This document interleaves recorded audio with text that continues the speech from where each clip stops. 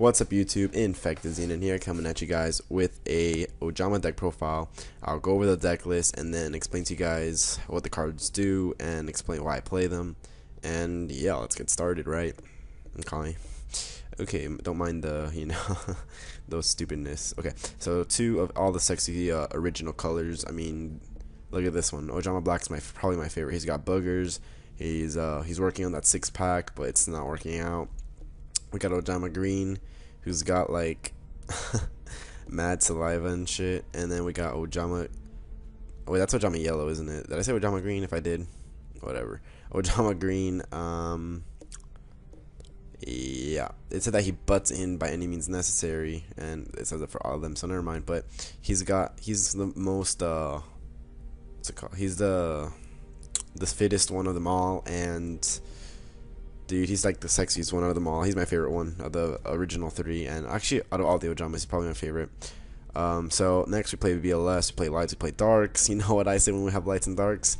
BLS, instant win condition. Then we got honest, got lights. You know what I say about hand traps, right? Hand trap phobia. This is the main reason why. Then we got 3 junk synchron because he special summons level 2 or lowers, and my sexy Ojama boys happen to be light level 2s. Well, it doesn't really matter about the light part, but level 2s. Then we play tour guide because we need more darks. I mean, I don't like having only 3 targets for BLS darks. So a tour guide, instant XYZ. Why not? Used to define the meta, and now she's not really doing much, but still tour guide.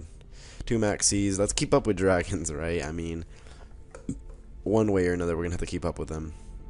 And then for the not so cool but equally as important Ojama reds, and I just realized the spotlight is, well, like the background is like kind of movement. You see the movement of the background. It really matters to me. So Ojama red is when this card is summoned, you can special summon up to 4 Ojama monsters from your hand, and I believe they come out at the same time, but I'm not sure on that one, and it doesn't really matter. But yeah, because Maxi will definitely be a problem if that. I think you have to select how much you're gonna summon before, so I think it would only be. Yeah, I think it all comes out at 1, but whatever. It's not up to me. It's up to Konami because Ojamas are a very relevant deck. So Ojama Blue, you're a searcher, and they couldn't make this card better. Like, it's only when it's destroyed by battle. And since it's a graveyard, I can add 2 Ojama cards from my deck to my hand, which is cool. Don't get me wrong, the card's pretty good, but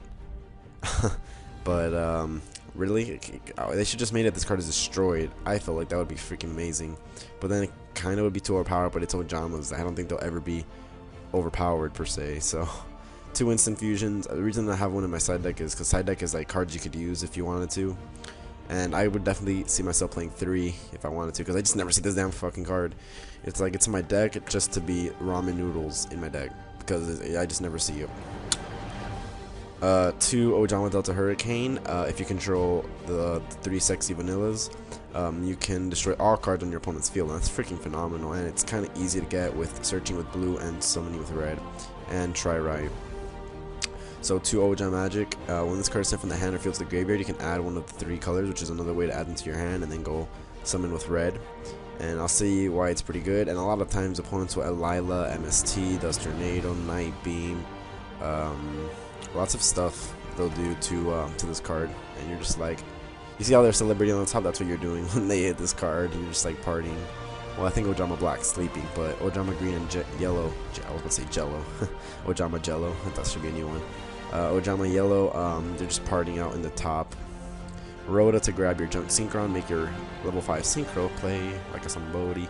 Try right, target 3 level 2 or lower normal monsters and special summon them. So bring back 1 of each, or doesn't really matter. They could be the same name, so it can bring back 2 green and a yellow or whatever you have in your graveyard at this point in the game.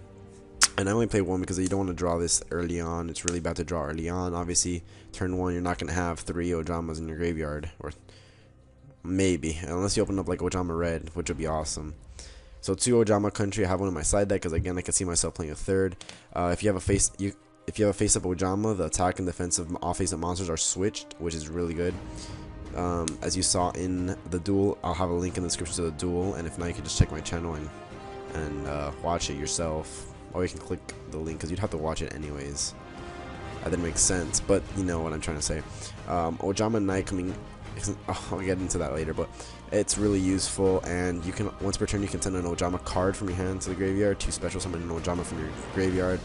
So you can send Ojama Magic, and Ojama Magic will trigger as well if you have the target still in your deck. So if this pretty much discard special summon an Ojama, Ojama Magic, add 3 to your hand, and then, like, let's say you only bring back a red or something, right? With the Ojama Country, then with the 3 you added, you can just normal summon and make a rank 2 XYZ. For traps, I just play the better traps, in my opinion: Bottomless, Double Mirror Force, Torrential, Compulse, 3 Fiendish Chain, and Solemn Warning. And I decided to play the 3 Fiendish Chain over the main deck Veilers because I already had enough lights, and usually I only play Veilers when I need more lights. And Fiendish Chain kind of it has a dual purpose in the fact that it's a battle stopper, if that makes sense. And yeah, I mean, should make sense. Alright, so from my extra deck to Ojama Knights. So Ojama Knights artwork is fantastic, and my 2 favorite Ojamas are on the picture, green and yellow, but they're like in old form. God, Ojamas are fucking hilarious, bro. Like, Ojamas remind me what I would be like if I was a Yu-Gi-Oh card. I may not seem like it on video, but in IRL I'm pretty ferny.